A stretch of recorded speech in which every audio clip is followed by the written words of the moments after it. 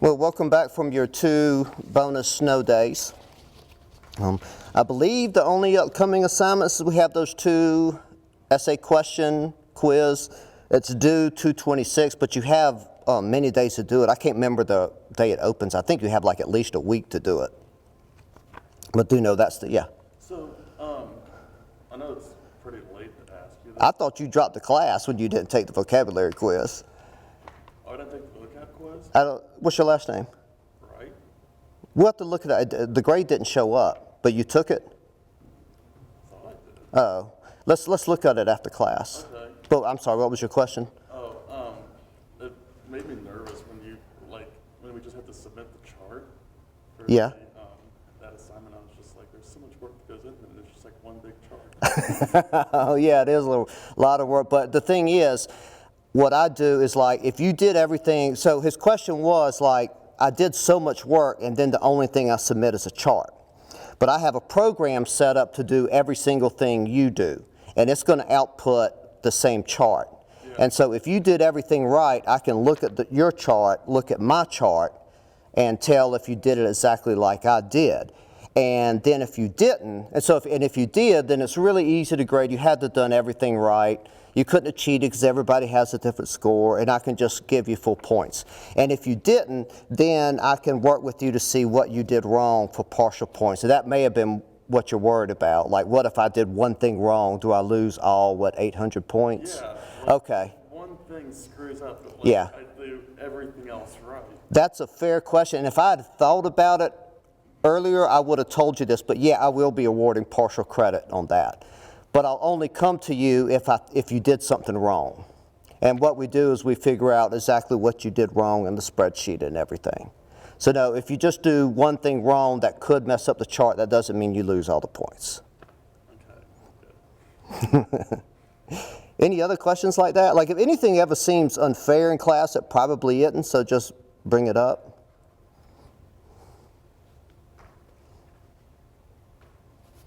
Okay, well, what we have today, if you don't have 3 sheets in front of you, you can go get them from the table with Stevie Ray Vaughan over there.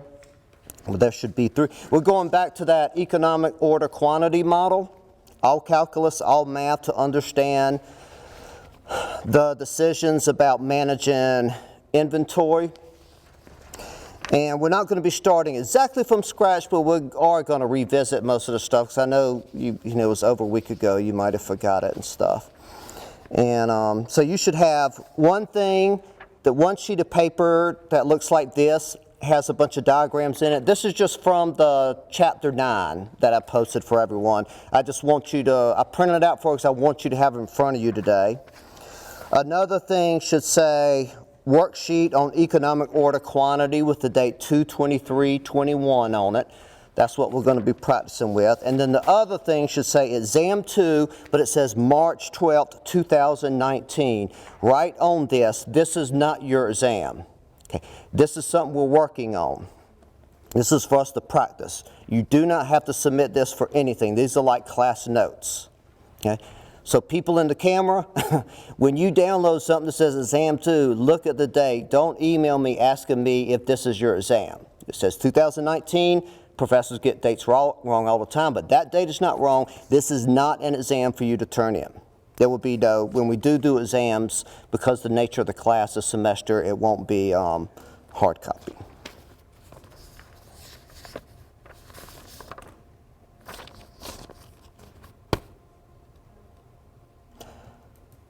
Okay, anything else? We're waiting for a fun full day of calculus. Okay, now do note one thing I'm going to be doing. I'm going to do this lecture like the last one where I'm on the overhead here and you watch these gorilla hands guide you through the math and stuff. I'm going to be flipping between the worksheet and exam 2.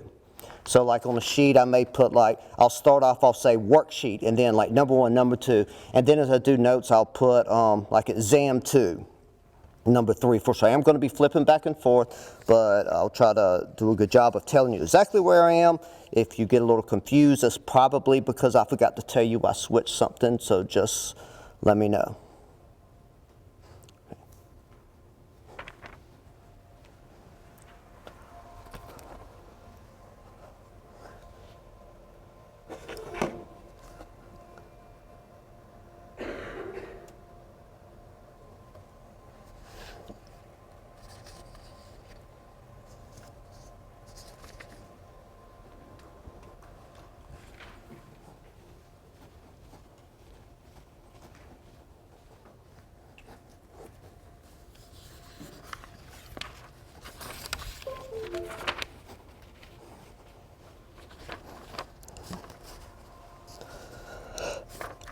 we're going to be starting off with exam 2.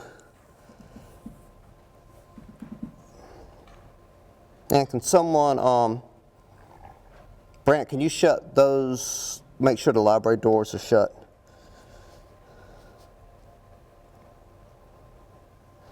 So we're going to be starting off with exam 2, should look like this.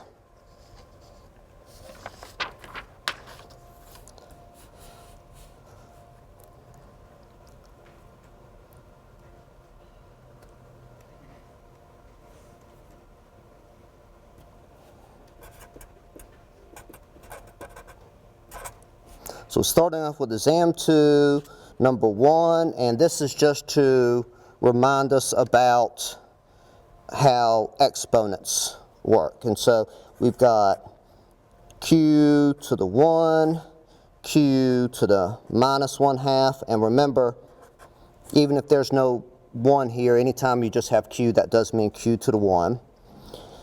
And remember, because you have the same base there of q, this means q minus 1/2, which just equals q to the 1/2, which we usually just think of as the square root of q.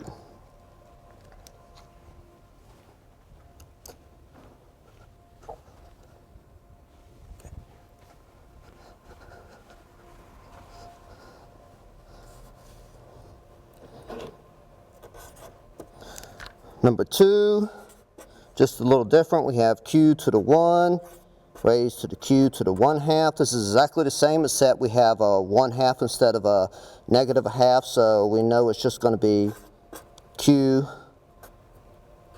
to the 1.5.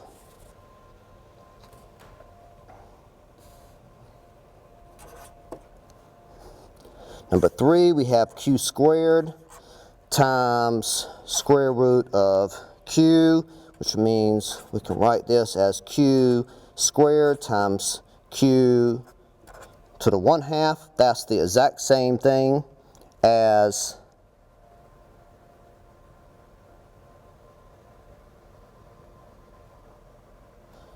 it's not the exact same thing. Instead we have just q to the 2 plus 1/2 q 2.5.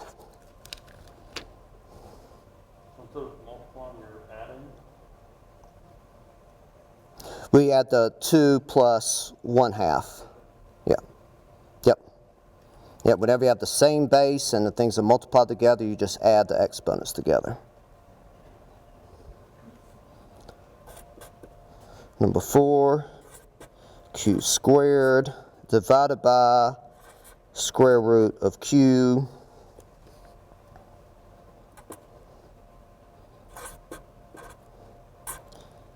Can write this like that, which means we can also write it like this. Remember, anytime you take the exponent and bring it up, you got to change the sign of the exponent, so negative 1/2.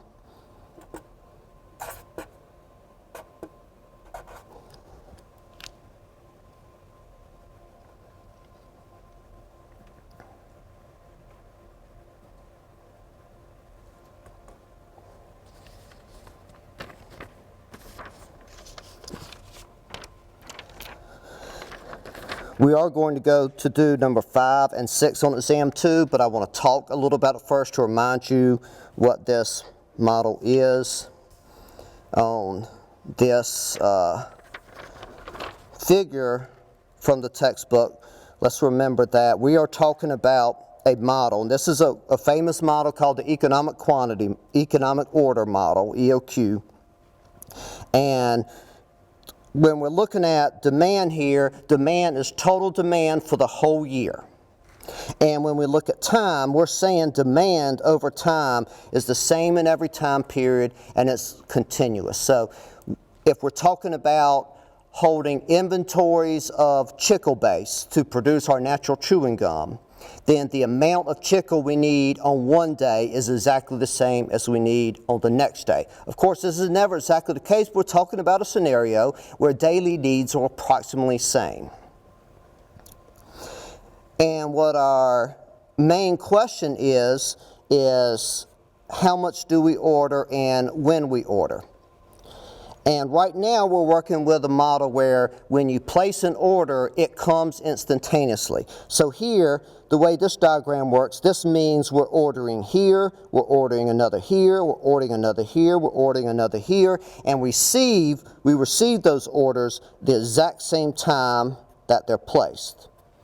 That, of course, is rarely the case except for things like software, but we're going to loosen that constraint in a little bit.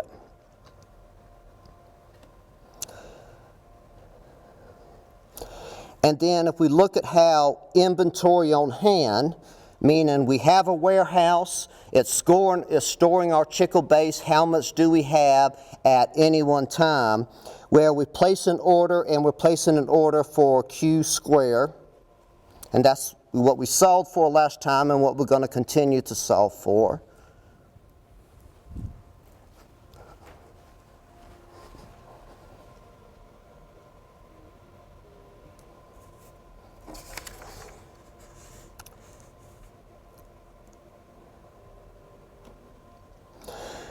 So we get the order of Q squared, and every day we use the same amount. And so the amount in inventory is going to fall by a predictable amount.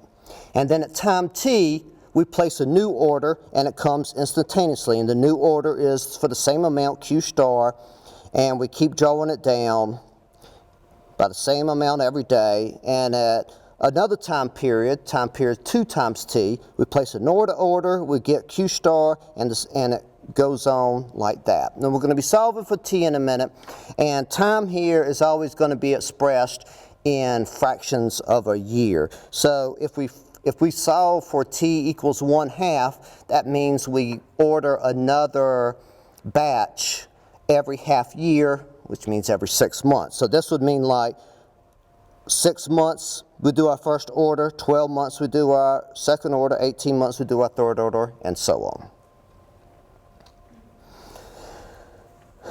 And you know, this handy little graph tells you what all these variables mean and everything. So you're always going to have this. Any exam question or anything about this model is going to be open book. And it tells you how to solve for these things and things like that. And again, we have some assumptions about this model: constant, known, continuous demand, instantaneous lead time. Lead time, as we'll see, is the amount of days or amount of time between the time you place an order and it receives. Here we're assuming when we place an order, it comes automatically. We'll relax that in a bit. Continuous review time. You don't need to really, what that means is that we always know exactly how much inventory we have on hand. And in real businesses, what they do is they have in their computers, the computers will say how much inventory is actually on hand based on records of what came in and what's left. But at least once a year, they're going to go through and count everything by hand to reconcile what's actually on hand with what's on hand in the computer, because you have things like perishability, you have employee theft. You know, the beer store out on 6 does this, Agri Center does this, every business does it. It's not something, usually when we didn't have COVID, I have an assignment where y'all go in small groups and you go to the Agri Center, y'all call it Stillwater Mill. Y'all go to the mill and y'all actually help them do inventory, and you learn how they do it, and they show you their computer system and stuff. But COVID sucks, and so we can't do that.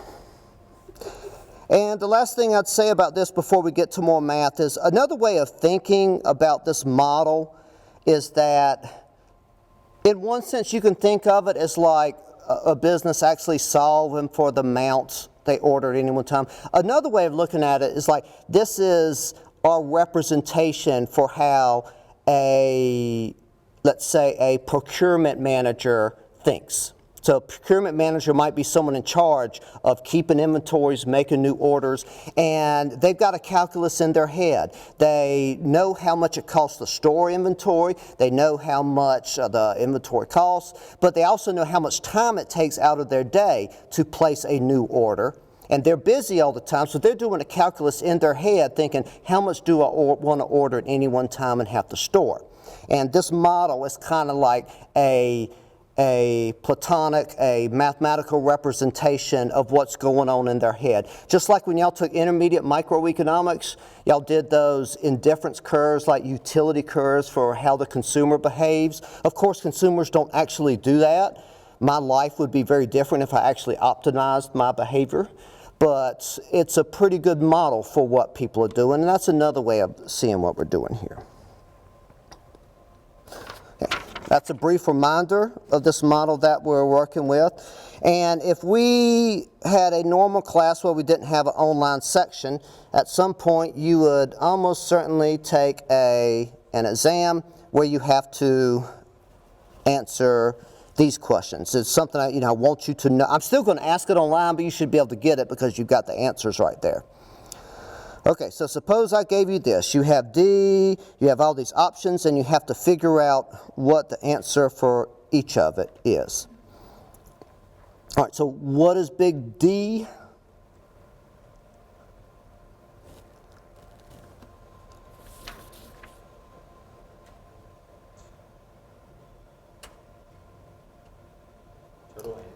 Yeah, and you may have had pause, so the answer should be C there. You may have had pause there because it says sales. This could be a case where we're keeping things in inventory because we're selling it. Instead of chicle base for our production of natural chewing gum, we could be storing inventories of natural chewing gum to sell to consumers. And then H, you've got the sheet so you can look at it, but help me because I love hearing your lovely voices. Someone different each time. A. H is A, inventory holding costs. I think they chose H for holding costs. R.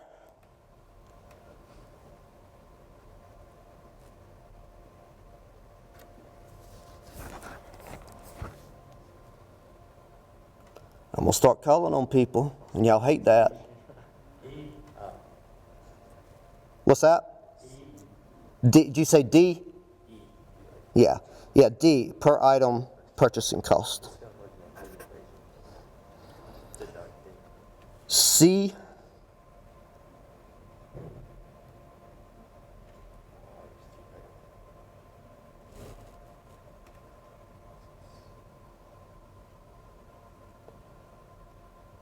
I'm going to call on Samantha, and she hates being called on if someone does it.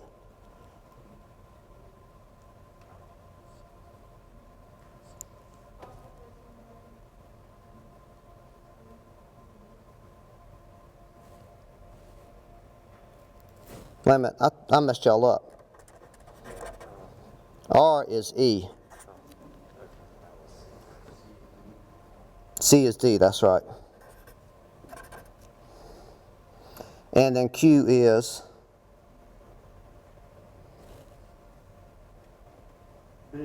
B. Units purchased each order. Now that we know what they are, we've got to identify their units. So we said D was total annual sales, so what would the units be? B, units per year. We said H was inventory holding costs, and so which is the only one there that looks like it would be a holding cost?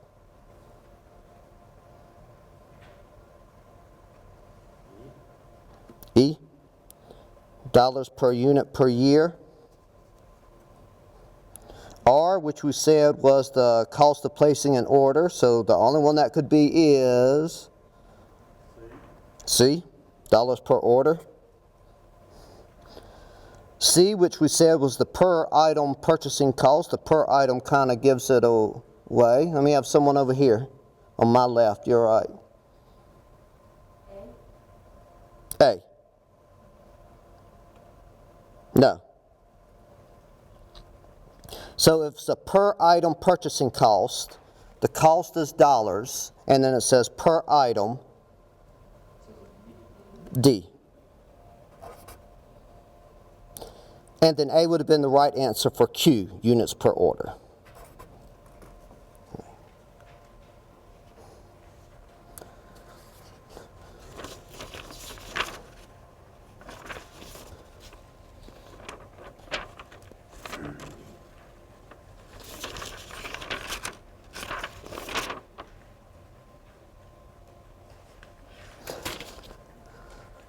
Okay, I'm going to worksheet now.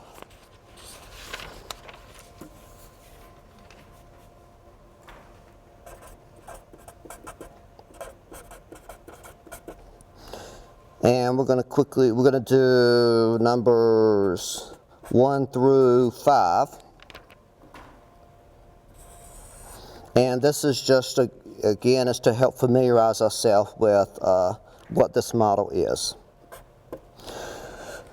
So number 1 on the worksheet says, if you order Q equals 50,000 units per order, on average, how much are you storing in inventory each year? And to remind you, we talked about this, but I'm going to really briefly remind you of what we said. As we said, between orders, you start with Q units, you end with 0 units, and you draw the same amount of inventory down each day. And you can solve it mathematically, or you can just solve it logically, and what you're going to find is that on average, you start off with Q, you end with 0, so on average, you have 1/2 of Q in inventory holding costs. And so number 1,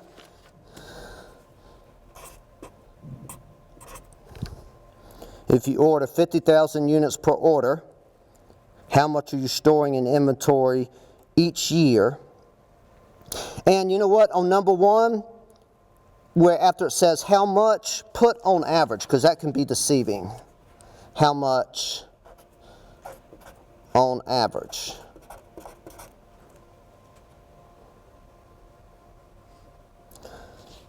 Are you storing in inventory each year?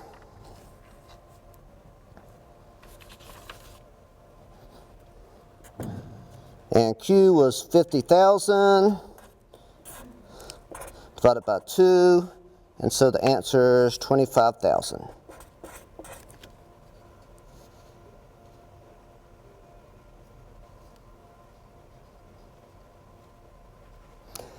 And note, logically, that average amount you hold in inventory is just Q divided by 2. It doesn't matter how many times we're ordering Q amount. It's still just going to be, on average, Q divided by 2.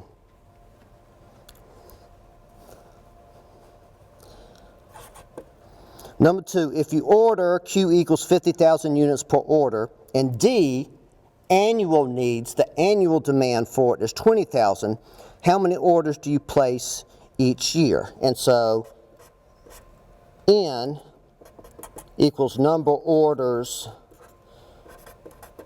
per year. If you think about this for a minute, okay, we order 50,000 units at a time. We know we're going to need a total of 200,000 units.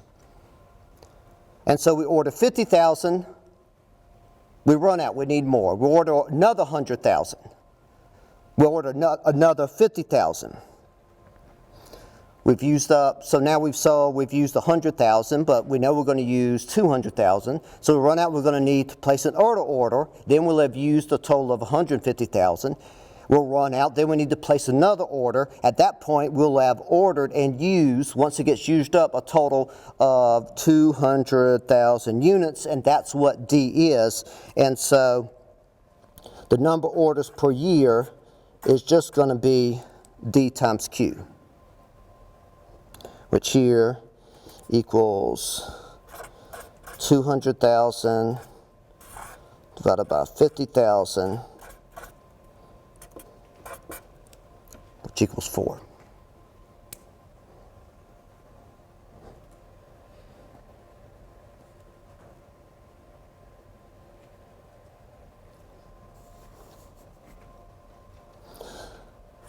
Number 3 is just trying to make sure you understand some of the assumptions of the economic order quantity model.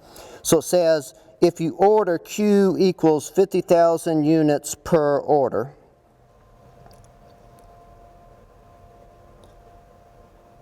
well, it's not actually testing us. Oh, I'm sorry. If D equals 200,000, I'm on number 3. If D, total use is 200,000 units, then how many units do you use, taken from inventory, every day? Well, we know we use 200,000 units the whole year, and the model assumes you use the same amount every single day. And so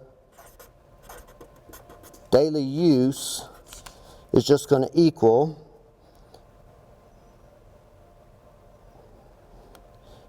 big D divided by 365.25 days in a year.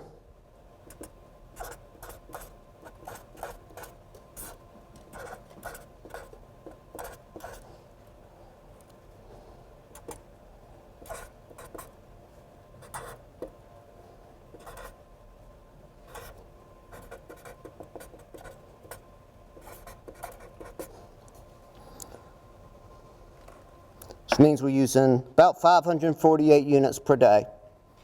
That's the test you understand the model. Also, we're going to need to know that when we go to a more complex model.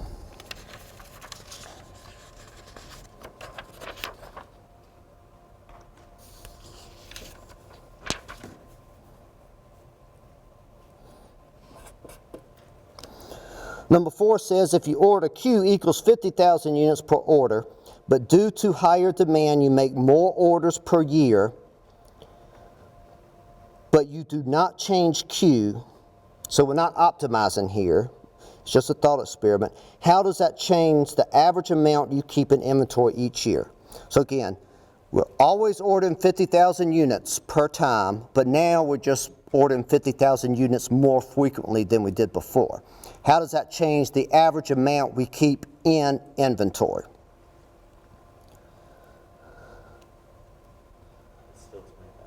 It's still 25,000. Because if you look back at number 1, the average inventory is just Q divided by 2. It doesn't matter how many times you order Q amount.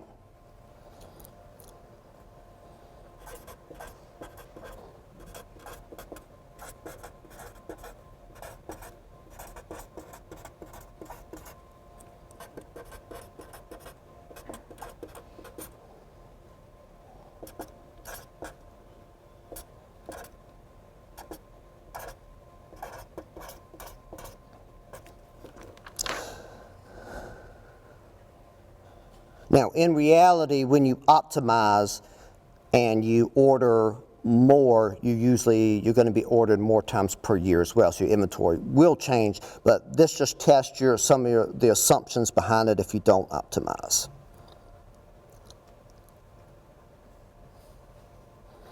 Five is also test and understand assumptions of the model. So under the EOQ model with no lead time, remember no lead time means lead time is the amount of time it takes between the time you place an order and the stuff arrives. If there's no lead time, then when you place the order, it instantaneously arrives. So it says if you order Q equals 50,000 units on March 3rd, 2020, when will those units arrive? Well, if there's no lead time, it arrives instantaneously, so you get it on that same day.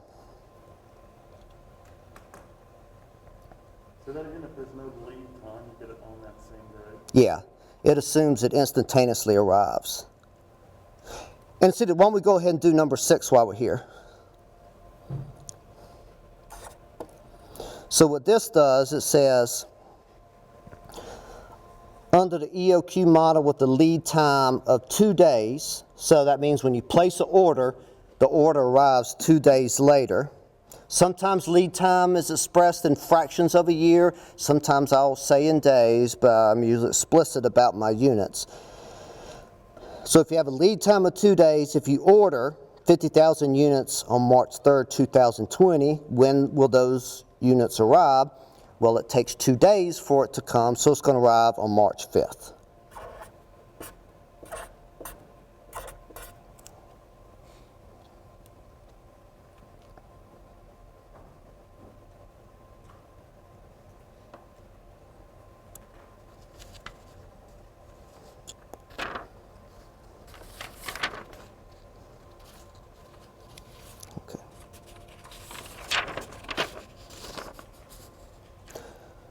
Now I'm going back to the work to exam 2.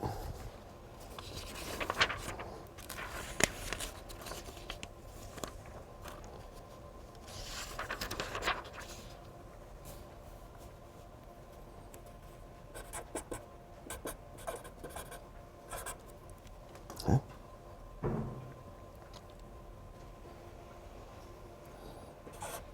And we're going to do number 7. This is reviewing what we did last time. This is something I want you to know, like the way I would test you is, I'd say suppose we were solving for the economic order quantity, and this is, and I'll give you some options for the first order equation to solve for, and you have to tell me which one is right or wrong. So I do want you to understand the derivation. So it says in the space below, write out the total cost equation for the EOQ model. That total cost equation's given right here. We spent a long time constructing it in 2 weeks ago. Go through the steps to solve for the optimal order quantity Q star and prove it indeed maximizes profits. So I'm going to start off by restating the total cost formula. Total cost of managing inventories, little c is the per unit cost, d is the total amount we're going to buy all year round. So when we say total cost here, it is total annual cost. Plus, our ordering costs, R is the dollars per time you order. And as we've just seen, the number of times you're going to order in any one year is D divided by Q. And then H is the cost of storing 1 unit for 1 year in inventory. And on average, our yearly inventory holdings are going to be Q divided by 2. And so that's our total cost equation. And then to optimize, we're going to set the first derivative equal to 0, solve for the optimal Q. Then we're going to take the second derivative and make sure that it's positive. So derivative of total cost with respect to Q equals, this is just C times D, there's no Q there, so it stays the same as Q changes. So the derivative of that term is 0. Then you have this term. Well, we have to remember that we can rewrite that term as R times D times Q to the minus 1. And when you do the derivative of that, you take the little 1 and you bring it in front of here. Negative 1 times R times D times Q. And then you subtract 1, which means you'd have a negative 2 in the exponent. And so we know that derivative of that is just going to be negative R times D times Q to the minus 2. And in this term, Q's there, H and 2 were just constants. And so the derivative of this term with respect to Q is just H divided by 2.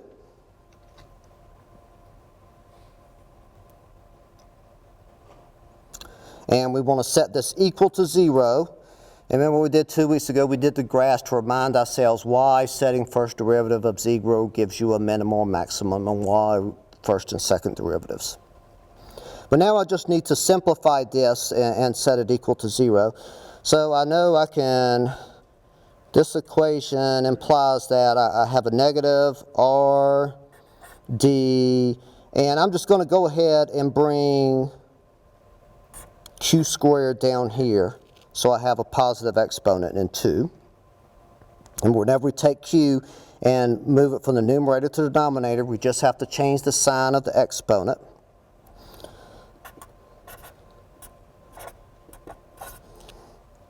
And what we're ultimately wanting is to be able to solve for Q. So maybe I'm going to just take this whole term, bring it over here to the right-hand side of the equation.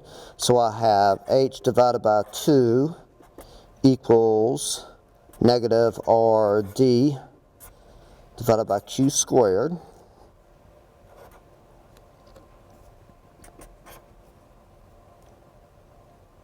I want Q all alone on the left-hand side, so I'm going to go ahead and bring it over here and then move H and, I'm sorry, this was supposed to be a pi. I moved this RD over here, so I did it by adding it to both sides, so that should be a plus there. I'm going to move this q squared over here, move the h down there, move the 2 up there. So I have q squared equals 2rd divided by h. And of course I want to get rid, I would just want q all alone, so I can take the square root of both sides to do that. So q equals square root of 2rd divided by h.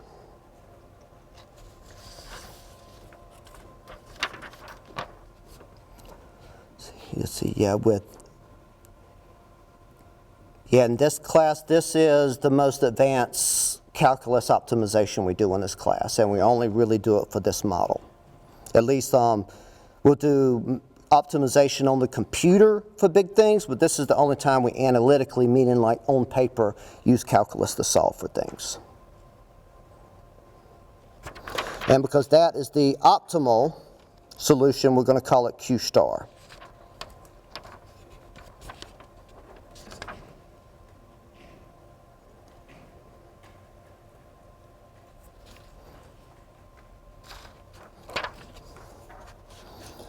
And then, to prove Q star is a minimum, ensure the second derivative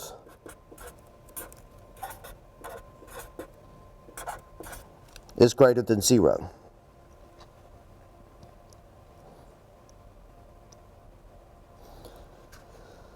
I'm going to remind you what the first derivative is.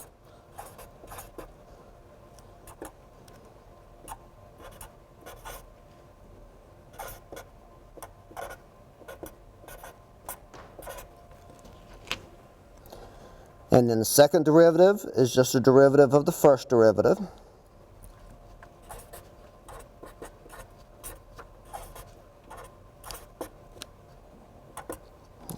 So we can do this. I'm going to bring this negative 2 down here. So I have negative 2, negative RD. Up here I got to subtract minus 1 from the exponent. So minus 2 minus 1 will just be minus 3. This is h divided by 2 is just a constant. Q is not there. And so the derivative of that is just 0. So I can just ignore that. We'll rewrite this as minus, minus, so that becomes a positive, 2RD,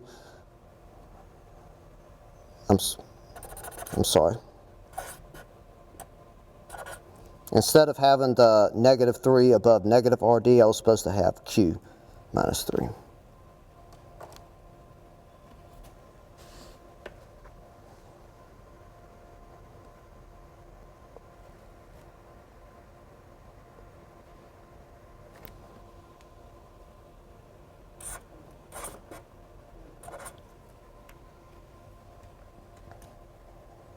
And so we end up with the second derivative as this, which is greater than 0 for Q's greater than 0. And those are the only ones we really care about.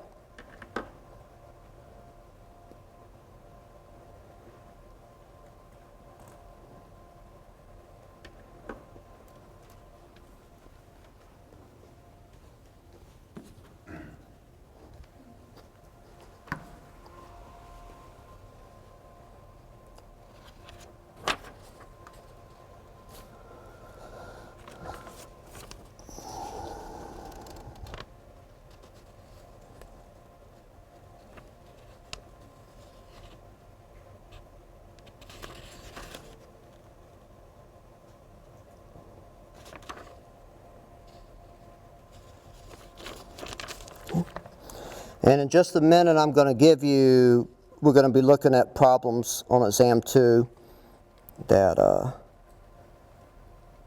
and on the worksheet where I give you values of R, D, and H, and you have to calculate Q stars. For an exam, you know how I did on the master production sheet where I gave everybody their own original values? Like Rachel had one value for, it's scheduled receipts in each month, and Gavin had another number for orders. You're each going to get different numbers for R, D, and H to calculate Q star. Good times.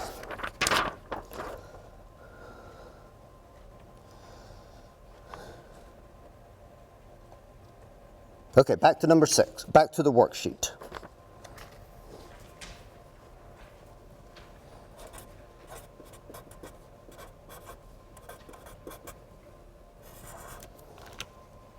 And what I'm doing is I'm just going to be doing problem after problem to get you to understand this. Okay. What we're doing first, we're going to talk about the time between orders and stuff, but then we're going to do doing optimal quantities as well. So if we're looking at number 7, if T is the length of time between orders expressed as a fraction of a year, so meaning T equals 0 is now, T equals 1 is 1 year, 365.25 days. If T equals 1/2, how many months are these between orders? And so I know answer may be obvious to you, but just make sure you understand. T equals 0 means now. T equals 1 means 1 year. And so T equals 1/2 means 6 months.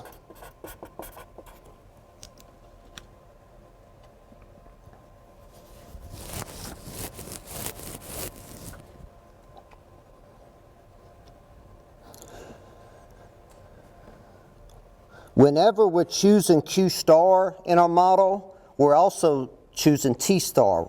So when we choose the optimal amount to order in each batch, we're also choosing the optimal time between each orders. And we're choosing the optimal number of times per year. And number 8 says, we said previously, well, we didn't in this class, this is an old worksheet, that T star equals Q star divided by D. But let's break that apart, and well, you'll see why here. So T star is going to equal Q star divided by D. Now, how do I know that? Well, you can think about it logically. So if D is like 100, so we know we're going to need 100 all year, and Q is 50, then we know we're going to run out halfway through the year, right? So we know the optimal reorder time is going to be a half year or 6 months. And like if Q was 500 and D was 500, that means it's optimal to order our yearly needs at once. So Q would be 500, D would be 500. You order once after 1 year. T would equal 1, which means 1 year. And so here I give you a scenario. We say Q is 50, Q star is 50,000, and D is 200,000.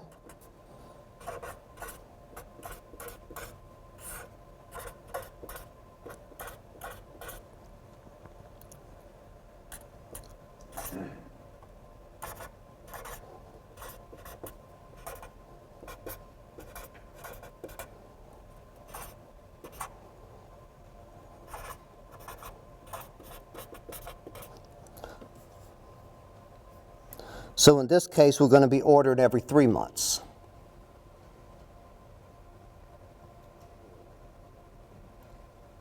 And so if we order every 3 months, how many orders are we placing every year?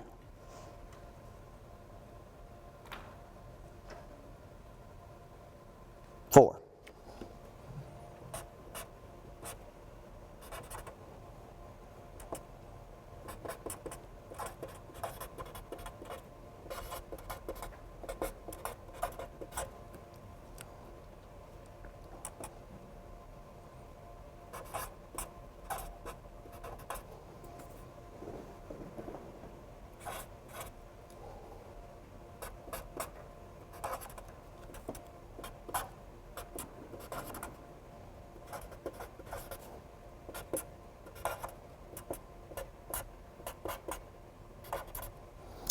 And so N star and T star are inverses of each other.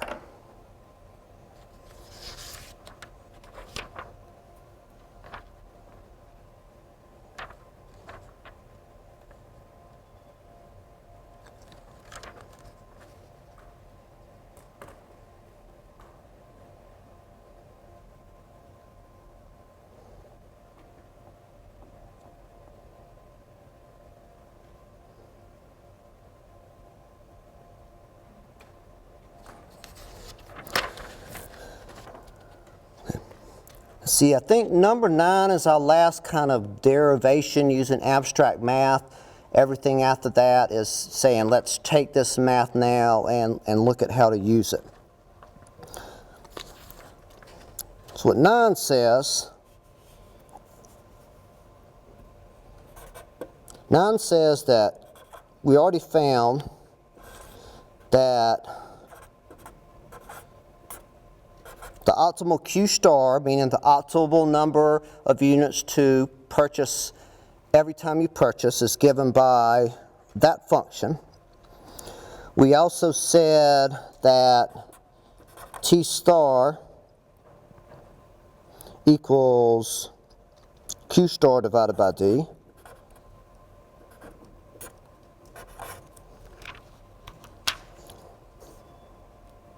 What we're going to do now, we're going to plug that Q star, this equation here, into the Q star there. And what we're doing is we're getting an expression for T, the length of time between orders, not as a function of Q in D, but a function of our D parameters, R, D, and H.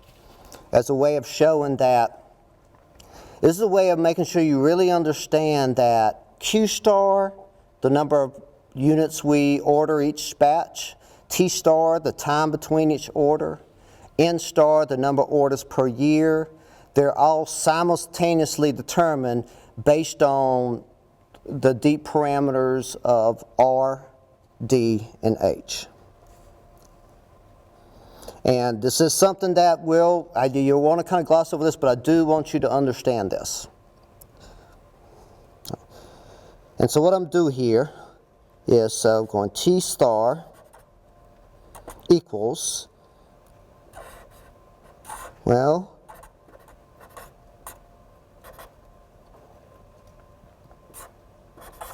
I just plug in for what Q star is right there. Q star is square root of 2RDH.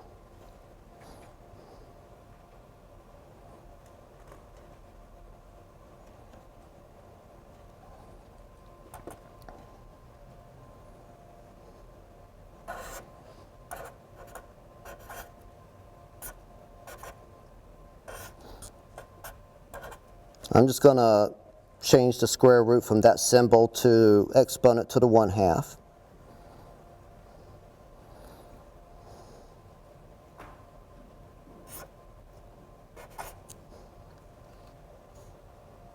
Now I want to bring that D up.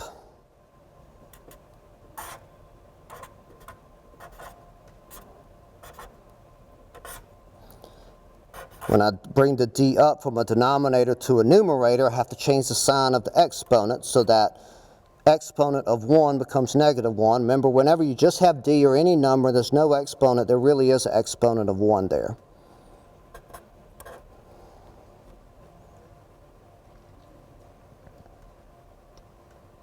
And then I'm going to distribute it, the exponent, to each of these terms, just because it helps me simplify things. So I've got, this is 2 raised to the 1/2, R raised to the 1/2, D raised to the 1/2. When I bring 1/2 down here on H, that's H to the 1/2 down here. And then I've got D over here, -1.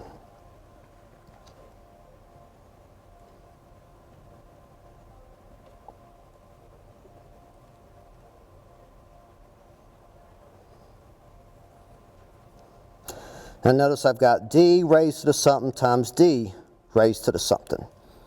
And so I can collect those terms.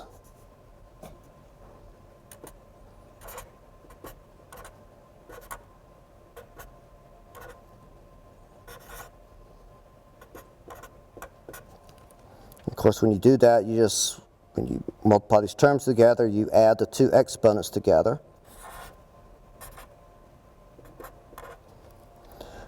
1/2 minus 1 is just going to be -1/2.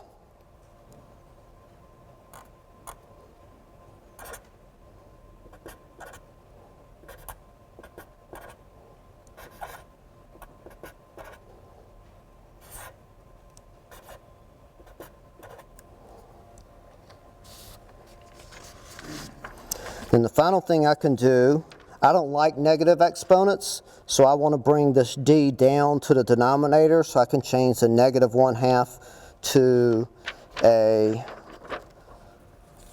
+1/2.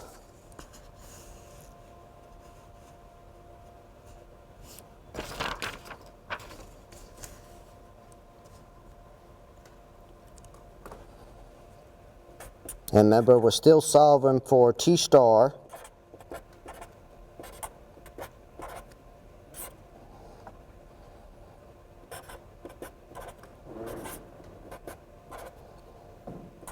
So everything down there is just raised to the 1/2, so that means everything there is under a square root term.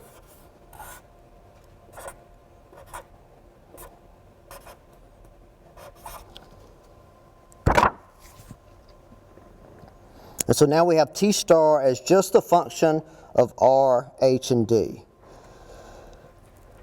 And then the last part of number 9 says, then tell me that's awesome.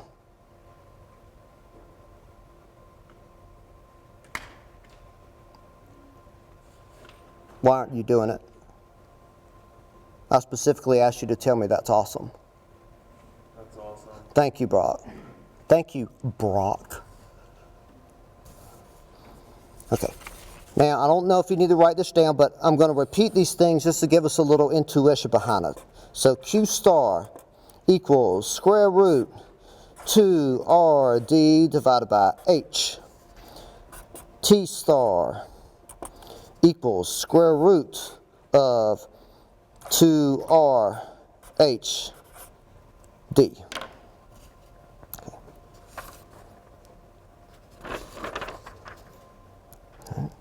And let's think a little bit about this.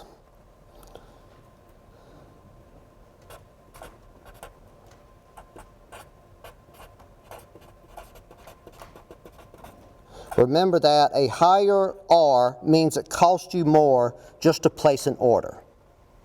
And let's look at what happens to Q star and D star. R is in the numerator of both of them. And so as R goes up, meaning the more costly it is for us to place an order, we're going to order more each time we order, and we're going to order more frequently. Does that make sense? We're going to order. Okay. T star, remember T star is the time between orders. So as R goes up, Q star goes up. So every time we order, we're ordering more because it costs us more. While we're doing it, it's costly to do it, we might as well order more. When R goes up, T star goes up, meaning we're going to wait longer before the next order, which makes sense because we ordered more the first time. You know, suppose now I'm busier. I'm the procurement manager. I'm busier, and so it's a higher cost for me to place these orders. And so now, because of that higher perceived cost, each time I order, I'm going to order more, and that means there'll be a longer time period before I have to order again and pay that ordering cost. So that's intuitive. If we had it where Q star and T star did not go up as our ordering cost rose, then something would probably be wrong.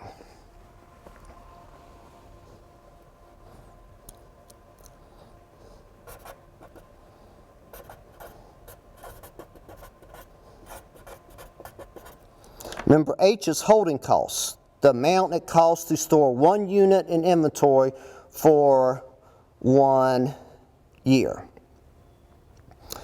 And you would imagine that if it costs more for you to run your warehouse to order things and nothing else changed, so R's the same, D's the same, but now holding inventory is just more costly, well, H is in the denominator for both of them. And so you're going to be ordering less each time because you don't want to store a lot. It's really costly to store it. So you're going to order less each time, and if you're ordering less each time, then you're having to order more frequently.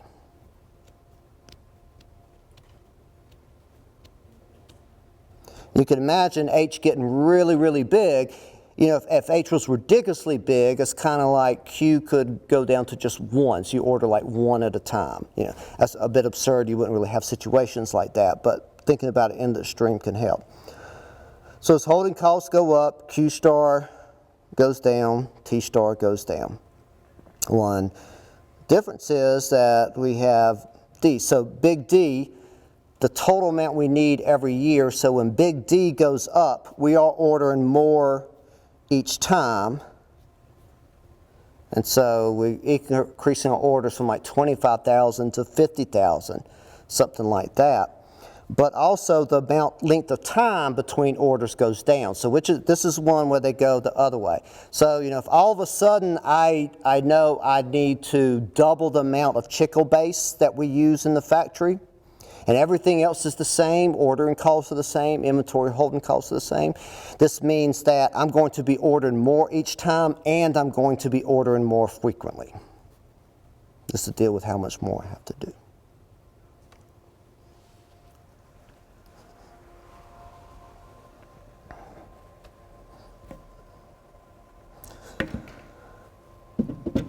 I think that's a good stopping point.